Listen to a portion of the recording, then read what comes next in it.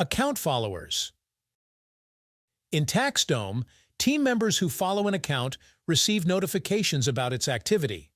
However, the following feature makes it simple to receive updates on other clients or reduce notifications.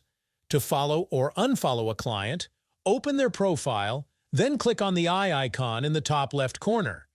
This will give you the option to follow them, and you'll also be able to see everyone else following the account. Keep in mind that following or unfollowing someone won't affect your main notification preferences settings.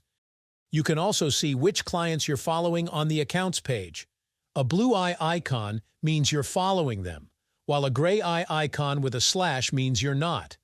You can also follow or unfollow accounts in bulk from your client's page. Select the clients you want or don't want to follow, click More Actions, and then select Follow or Unfollow Accounts. You can easily see which clients you're following by looking at the following column on the client's page.